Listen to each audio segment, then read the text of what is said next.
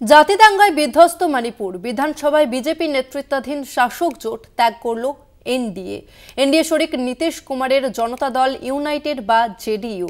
ঘটনাচক্রে একই সঙ্গে ইউজিসির নয়া প্রস্তাবিত খসড়া বিধি নিয়েও কড়া আপত্তি তুলেছে নীতিশের দল।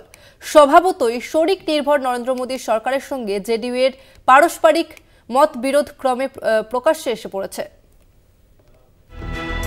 প্রথম দুদফায় বিজেপির একক শক্তিতে কেন্দ্রে ক্ষমতা দখল করেছিলেন প্রধানমন্ত্রী নরেন্দ্র মোদী।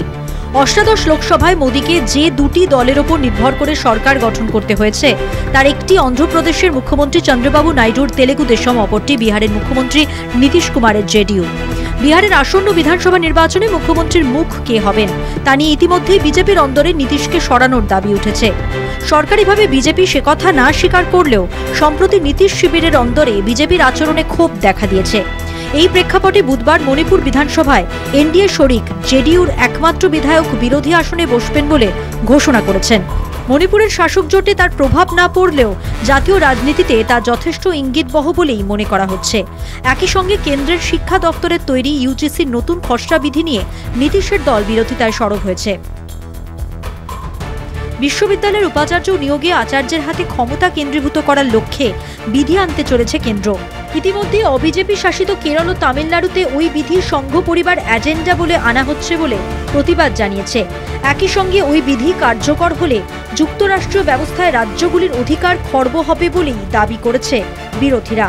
কিন্তু একই সুরে নীতিশ কুমারও ইউজিসির প্রস্তাবিত বিধি প্রত্যাহারের দাবি তুলেছে। বিরোধীদের আচরণ যতটা প্রত্যাশিত মোদীর কাছে ততটাই বিড়ম্বনার কারণ শরিক জেডিইউর এমন বেসুরো অবস্থান। রাজনৈতিক মহলের ধারণা বিহারের নির্বাচন যত এগিয়ে আসবে বিজেপির সঙ্গে জেডিইউর সম্পর্ক ততই তিক্ত হবে।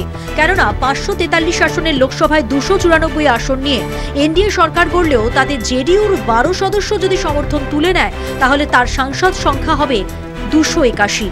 সংখ্যাগরিষ্ঠতা থেকে মাত্র 8টি আসন বেশি নিয়ে কেন্দ্রীয় সরকার চালানো যে প্রায় অসম্ভব তা বিলক্ষণ জানেন মোদী।